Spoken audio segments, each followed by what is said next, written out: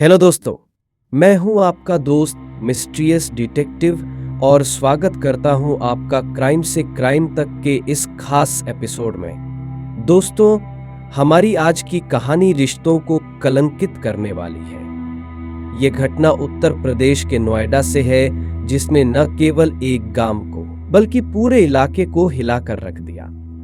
चाची और भतीजे के पवित्र रिश्ते को इस घटना ने शर्मसार कर दिया। रिश्तों में विश्वास और सीमाओं का होना बेहद जरूरी है।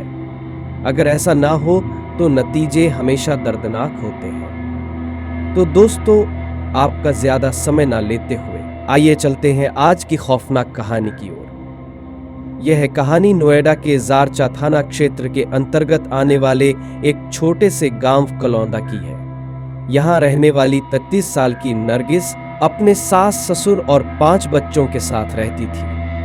नरगिस की शादी 17 साल पहले हुई थी। शादी के शुरुआती साल ठीक ठाक बीते, लेकिन तकरीबन 13 और 14 साल बाद उसके पति का देहांत हो गया। पति की मौत के बाद नरगिस पूरी तरह टूट चुकी थी। उसकी जिंदगी में गम और अकेलापन भर गया था। हालांकि समय के साथ वह इस दुख से उबरने की कोशिश कर रही थी, लेकिन शायद नसीब ने कुछ और ही लिख रखा था। कुछ समय बाद उसकी जिंदगी में एक नया शख्स आता है, जिसका नाम था शाहरुख। शाहरुख नरगिस के पड़ोस में ही रहता था और इसका भतीजा लगता था, जिसके कारण नरगिस और शाहरुख का मिलना जुलना होता रहता था। इसी तरह मिलते जुलते धीरे धीरे नरगिस और शाहरुख के बीच नजदीकियां बढ़ने लगी। रिश्ते की सीमाएं टूट गईं और यह रिश्ता एक नाजायज संबंध में बदल गया। यह रिश्ता 4 साल तक ऐसे ही चलता रहा, लेकिन जैसा कि कहते हैं, हर गुनाह का अंजाम होता है। यहां भी कुछ ऐसा ही हुआ। ना जाने क्यों समय के साथ नरगिस के व्यवहार में बदलाव आने लगा। वह शाहरुख से कटी कटी रहने लगी। शायद उसे शाहरुख का प्यार पसंद नहीं आया। शाहरुख को नरगिस का बदला हुआ व्यवहार चुभने लगा।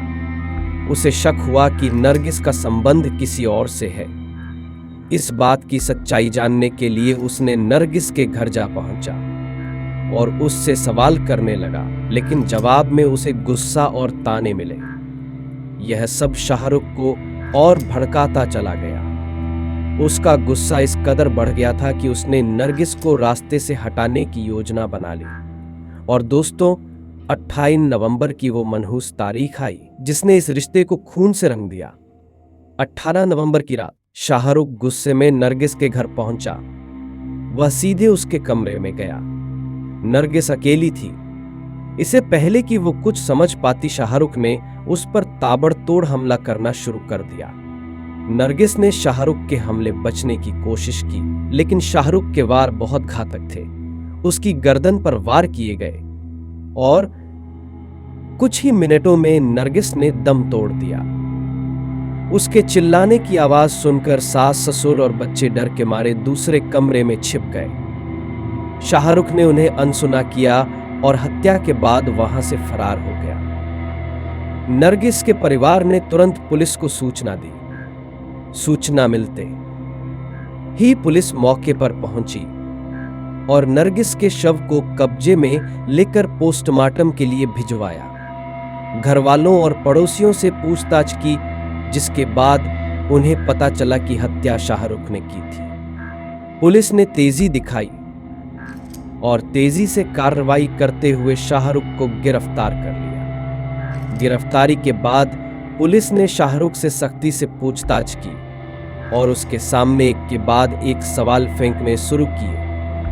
वह टूट गया और अपने गुनाहों को एक झटके में कबूल कर लिया और सब कुछ उगल कर सामने रख दिया। उसने बताया कि उसे शक था कि नरगिस का किसी और के साथ रिश्ता है और वह इसे धोखा दे रही है। इसी शक और गुस्से ने उसे इतना अंधा कर दिया कि उसने हत्या जैसा घिनौना कदम उठा लिया। फिलहाल शाहरुख पुलिस हिरासत में है और कानून अपना काम कर रहा है। लेकिन दोस्तों, इस घटना ने रिश्तों को कलंकित कर दिया।